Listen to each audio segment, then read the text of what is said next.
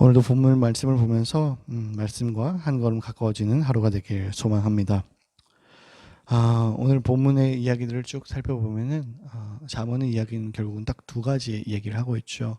의인의 길과 또한 음녀의 길, 이방 여인의 길, 죄악의 길, 악인의 길에 대한 이야기들을 설명하고 있습니다.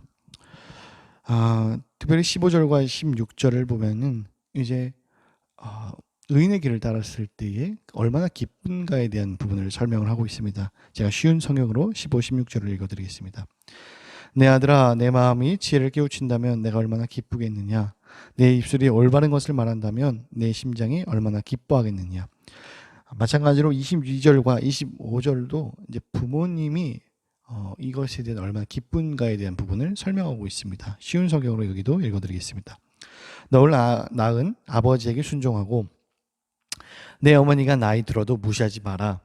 진리를 사고 팔지 마라. 지혜와 훈계, 명철을 사라.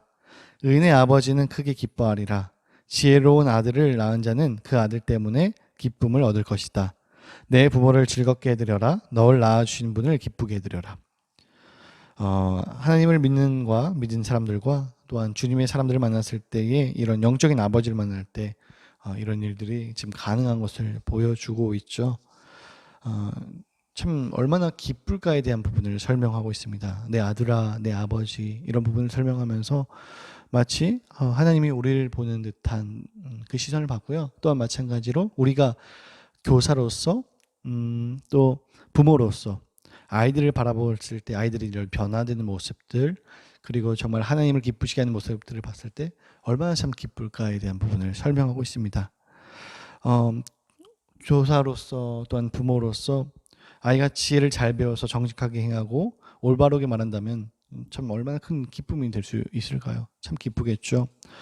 저는 이거 말씀을 보면서 옛날 생각이 났습니다. 제가 얼마 전 이제 교사 시절이었죠. 제가 교사 시절이었고 그때는 그 친구가 중3 이렇게 됐을 때였는데요.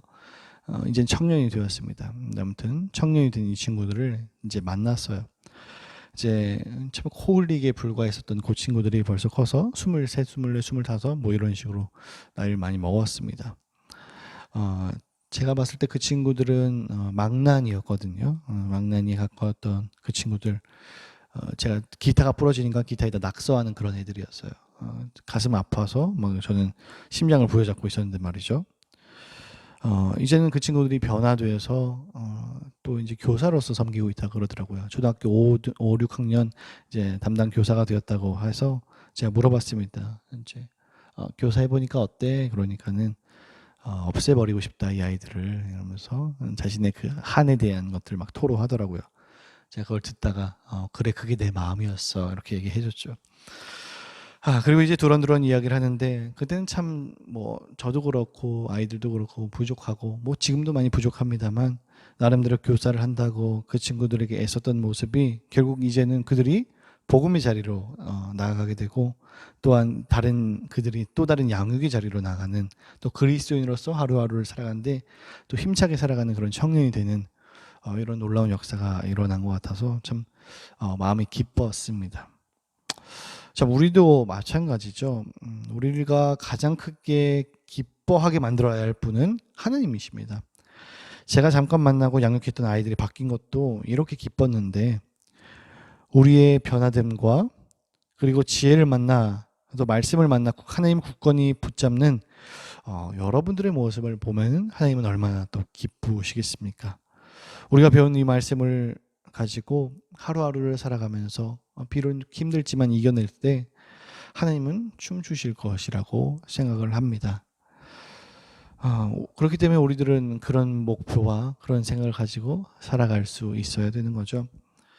또한 17절과 18절에는 죄인의 형통을 부러워하지 말라고 얘기합니다. 내 마음으로 죄인의 형통을 부러워하지 말고 항상 여호와를 경외하라. 정령이 내 장래가 있겠고 내 소망이 끊어지지 아니하리라. 하나님을 경외하고 소망을 둘 때 소망이 끊어지지 않고 그곳에 장래가 있다라고 얘기합니다. 그렇기 때문에 죄인의 형통을 눈꽃만큼도 부러워하지 말라고 얘기합니다. 누누이 말씀드리지만요. 죄인의 잘됨을 보면서 그곳으로 따라갈 필요가 없습니다. 그들의 삶, 그 모습은 잠시 잠깐 보이는 풀의 꽃과 같고 안개와 같다라고 우리가 이해를 해야 됩니다. 그저 잠시예요. 그런데 우리가 영혼의 것을 탐하지 않고 영혼을 바라보지 않고 그것에 간다면 얼마나 어리석겠습니까? 마찬가지로 우리가 소망을 하나님께 두고 경외하면서 주님을 섬길 때 장래에 대한 진짜 안정감이 생기는 겁니다. 소망을 하나님께 두고 여호와를 경외하면서 주님을 섬길 때 정말 주님은 우리들의 인생을 가장 아름답게 책임져 주시고요.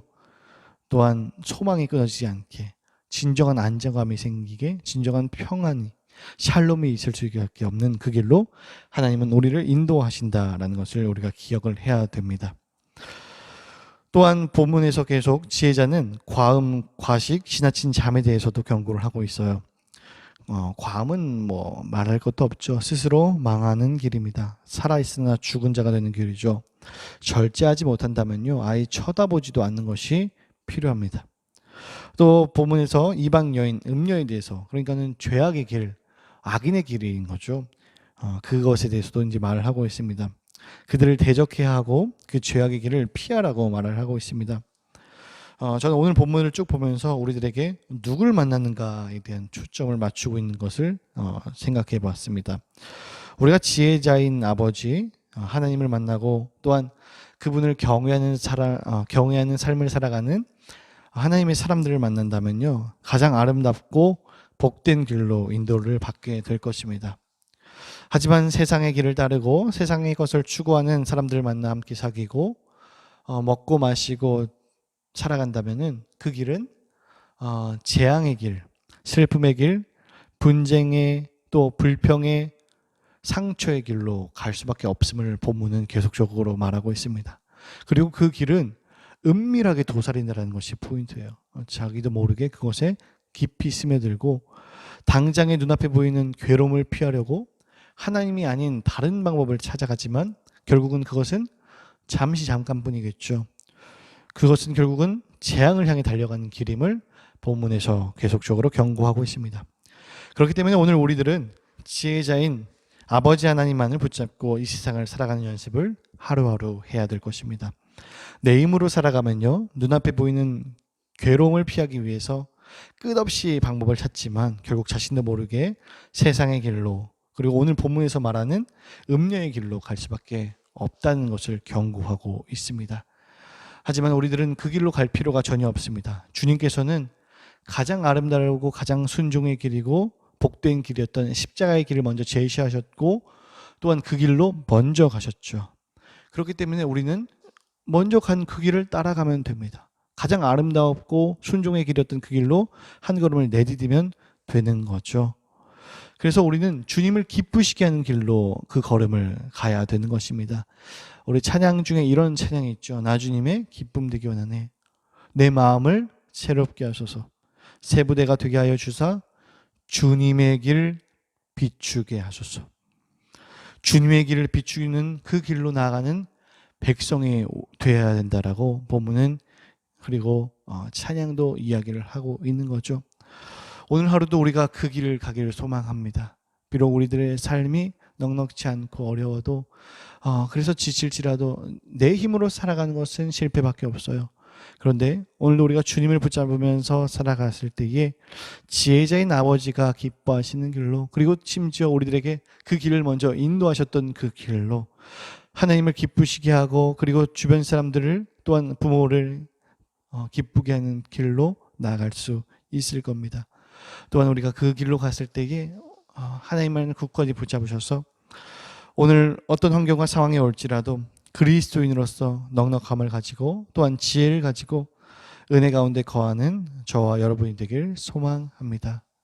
기도하겠습니다. 아버지 감사합니다. 오늘 말씀을 보면서 두 가지의 길을 제시함을 우리들이 살펴봤습니다. 지혜자였던 그 아버지의 길은 아버지를 기쁘시게 하고 또한 형통의 길이고 가장 아름다운 길, 가장 안정감이 있고 평안이 있고 샬롬의 길임을 살펴봤습니다.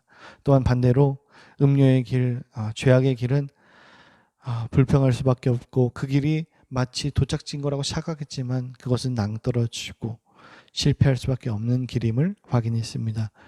우리의 마음을 돌이켜 주셔서 정말 하나님이 기쁘시게 하는 그 길이 무엇인지 살필 수 있는 성숙한 신앙인이 될 수 있게 인도하여 주시고, 우리가 어떤 상황과 환경에 올지라도 내 힘을 붙잡지 않고 그리스도인으로서 주님을 붙잡으며 이 길을 내디딜 수 있는 성숙한 신앙인이 되게 하옵소서. 새벽부터 많은 기도의 제목과 고민을 가지고 나온 주님의 백성들을 위로하시고 응답하시되, 나보다 날 더 잘 아시는 주님께서 응답하셨다는 사실을 기억하고 인지하면서 주님이 오늘도 내 하루를 인도하심을 인정할 수 있는 귀한 믿음의 사람들을 다되게 인도하여 주셔서 감사합니다. 예수님의 이름으로 기도합니다. 아멘.